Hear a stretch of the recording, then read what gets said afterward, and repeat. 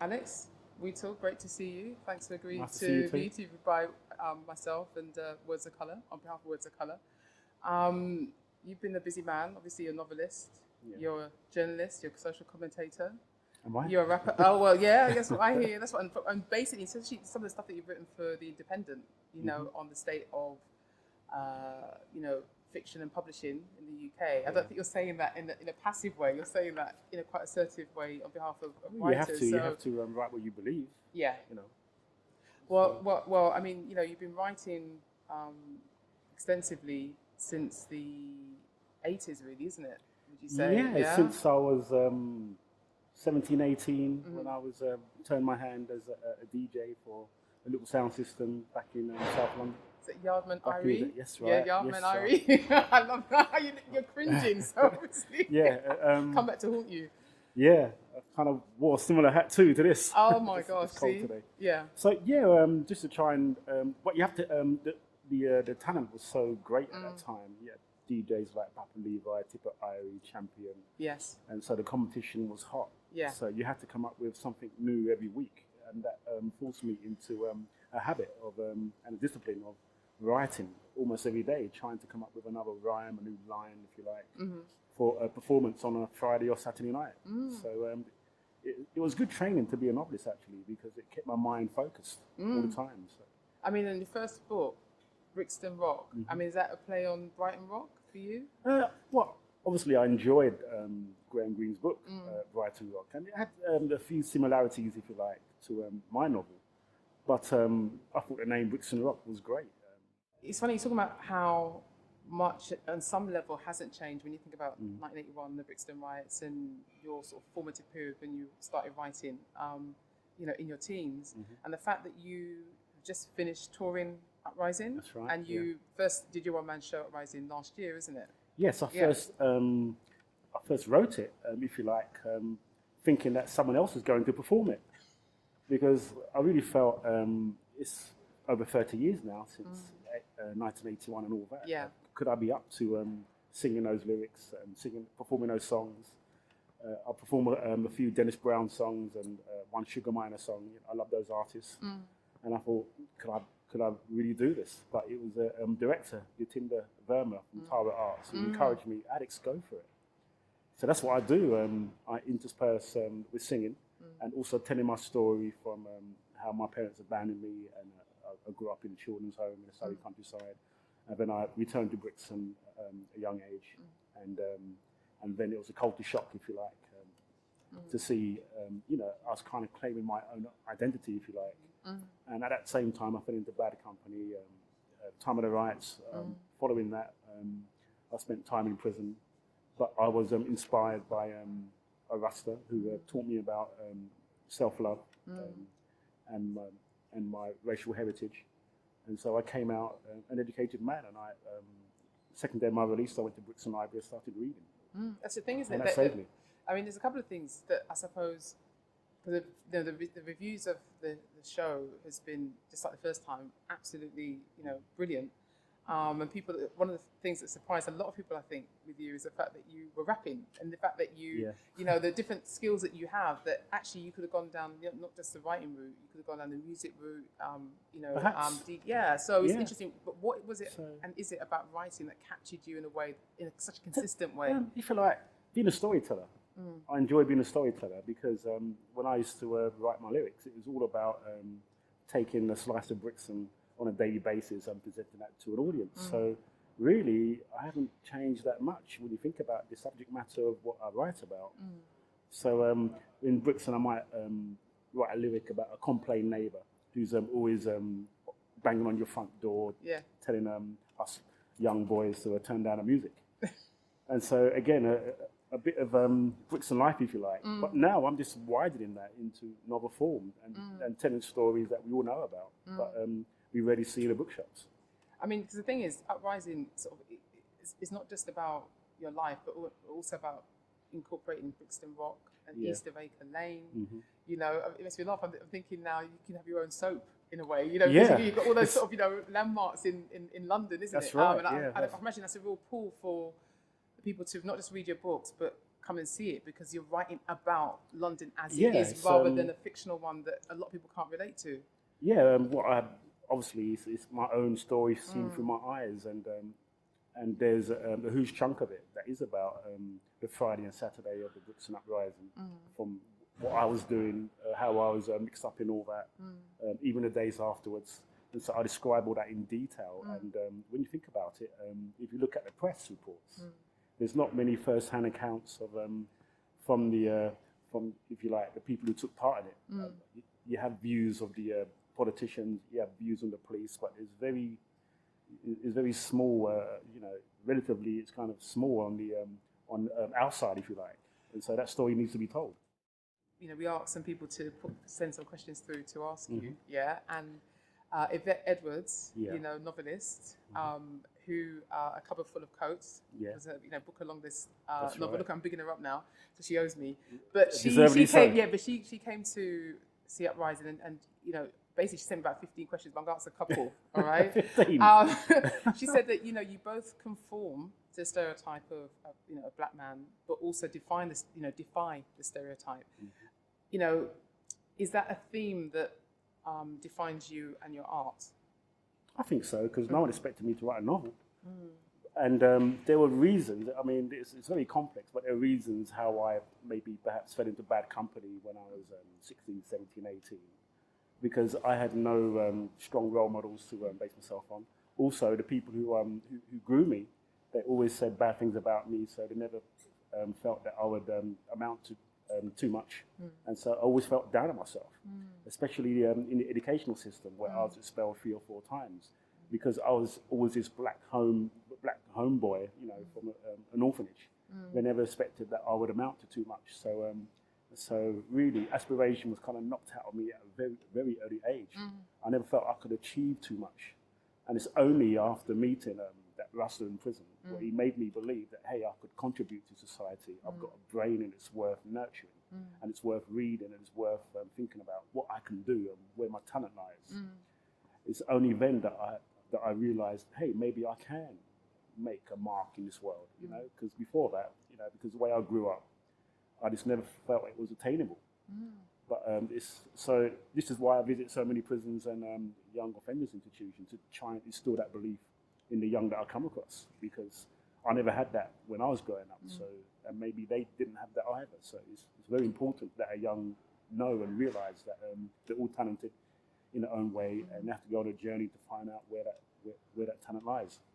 I want to go back to what you were saying before about the fact that you were writing lyrics from 17, but your first novel, Brixton Rock, came out when you were 36. Yeah. One, why did it take you so long? And secondly, how did you feel about giving birth to it and putting it out there? Right, okay. Well, first of all, when I was 17, 18, I had no idea or even had an aspiration that I was going to be a novelist.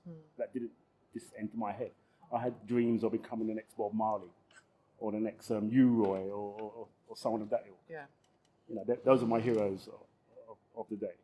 And so after the DJ stuff, the poetry stuff, slams started to happen in South London. Bars would open up, and I could apply my trade in places a bit similar to like Britain's Got Talent, if you like, where you could get up on a small black box and be a comedian, be a singer, be a mime artist, whatever, and try to entertain a crowd. And my lyrics kind of progressed into poetry, into short stories. And then something happened in my personal life where I had a friend of mine who I knew from growing up in the children's home in the Surrey countryside. And we was apart for many, many years. But we found each other again in our early 80s. We were the same age. And he was similar to me. He didn't know who his family were, who he belonged to. He had no idea where his parents were. And he came back to Brixton from living in the countryside. He started to date somebody, and at some point he found out that this girl was his half-sister. Wow. And so that comprises the Uprising one-man show, but it also, at the time, inspired me to write something about our experiences. So I created a character, Brenton Brown, to live out some of our experiences in fiction, if you like.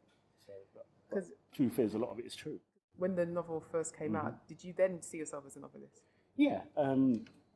at first it was very scary, me submitting my novel. I had no idea how the business worked. I didn't even know that you had to type up a manuscript. I mean, the first literary agent that I came across, I handed my manuscript to her. It was handwritten. And it had cigarette burn holes in it. It had chocolate stains and coffee and jam. But I felt I was going to make $1 million. Worth money then. I wish I could find that manuscript. You know, it'd be good for the Black Cultural Archives. But floppy disk took over and so on. So it kind of got lost in the mix. But I really didn't know what I was doing. I just had all this emotion for the story, and it just poured out onto the page in blue biro. And so I had to learn pretty quickly that, I realized that I have to learn how to structure it, learn how to type, which was not easy at all for me. And so it took me, 4 or 5 years to do that, and a lot of rejections also, because the bigger publishers didn't want to know. And so I was very fortunate with Rosemary Hudson from Black Amber, who decided to commission me, and she published it in 1999. So she launched my career, so I'm forever in her debt. And I mean, I know that Brixton Rock has been republished has been, isn't it? As an ebook. That's right. Yeah, which now available. Which is great. Yeah. Yeah, it's great. So download that on my Kindle, I think now. That'd be great. You can download it from anywhere in the world now. It's great. But your book's been translated into like French and Italian, isn't it? So you've got that wider audience anyway. That was a strange experience. Me going to France or Italy, and I'm invited to festivals, and they're reading out my book to a big audience, and the audience are laughing. I'm thinking, what are they laughing at? What point have they got to in the text? But it's great, It's fantastic. That it goes to prove that my story is not just about a young mixed race guy trying to grow up in South London, trying to find his own identity. That story can relate to all sorts of other cultures, and again, it's a story that everyone can be interested in. It's not just an urban tale. I mean, that overused but important word, universal. Yeah, isn't exactly. it? So it's a shame other people don't see our work as that, but our stories are universal because our lives are mimicked throughout the world. Our struggles, whatever. It's not just a black struggle. It can be a struggle in Mexico. It can be a struggle in Auckland, in New Zealand, whatever. For a community that's been down-pressed. So our stories that's why it's so important to tell our stories, otherwise they'll be forgotten. You've written a children's book, haven't you? Yeah. Do you want to say, what's it called, and talk a bit about that and why you chose... I haven't got a name. In fact, I've written 2. Okay. I've written a fantasy that my agent's struggling to sell. I mean, I guess many of the publishers' remarks were that, Alex, you're not writing a children's story set in an urban, with an urban setting. I said, well, no, I want to write a fantasy kind of thing, and they're not quite feeling that. So, one day I might publish it myself. And so I've done another story, which is about a 13-year-old. This is work in progress. A 13-year-old white girl who's been fostered by a black couple. Because it always fascinated me why the likes of Madonna and so on would go to Africa and adopt a black child. And so I thought, let me twist that around and say, let me do it from another perspective. It'd be quite interesting if I did that. So that's a story I'm working on at the moment. So watch your space. So why children and young adults now for you? Well, Is it mellowing or? No, I still have things to say. Things to say about the social care and how young people grow up and what influences the young and the failures of adults, if you like, of growing up those young. And so there's still strong issues with me because obviously I feel failed by the system when I was young. And it's perhaps by luck or by chance that I've managed to get through that system and, on the other side, quite sane, if you like. But the fact is, many of my friends didn't quite come out of the system altogether well. And I think even now, especially if you're poor, if you're disadvantaged, whether you're black or white, doesn't matter. Sometimes the system fails you. And you think about those girls in Rochdale who were not listened to, but the media, exactly, the Jimmy Savile case. But the media goes into a frenzy if a white middle class child goes missing, like it did with the Cans. But if you come from a poor family or you're poor state or whatever, then nobody listens. You're not worth listening to by the so-called media, who rush in a frenzy when someone of middle class stature goes missing. And so, you know, as a society, we really need to listen to all children, not just the select few. And so I'm going to try to put that across in my work. What would you say today, in this moment, at this moment in time, what does writing represent for you, and how does your writing represent you? That's a difficult question. At first of all, it was therapeutic for me. It really was. It made me offload, because for many years I carried my stories in me. I carried my experiences with me, and I would not let it out. And you know, it's like a pressure cooker. And I used to live with this, and it used to make me fume and rage and so on. I couldn't move on in life, if you like. I couldn't never escape that trauma, if you like. But writing released it. So in the first instance, that's what writing did for me before I became published. And so when I was chanting in front of a Brixton crowd with a microphone, talking about some aspect of my life, then that released me. So now I'm quite at ease to talk about that life where perhaps I wasn't before. So first of all, writing gave me that. But now I'm established, it gives me a responsibility, if you like. And so it gives me a canvas as well. You know, there's very few writers who write about the characters that I do. And for me, my journey is to keep on doing that, to be different, to acknowledge those lives that sometimes we turn away from, and try to understand the complex reasons why people end up on drugs or abandoned by their parents or whatever. You know, so I try to bring those lives up to the forefront and say, hey, if you heard this person's story, then you understand, and maybe you wouldn't walk past next time. You understand why they're behaving the way they are. So I just want to bring better understanding to that. Alex Wheatle, thank you very much. Thank you for having me. Okay. That was harmless. Yeah, see?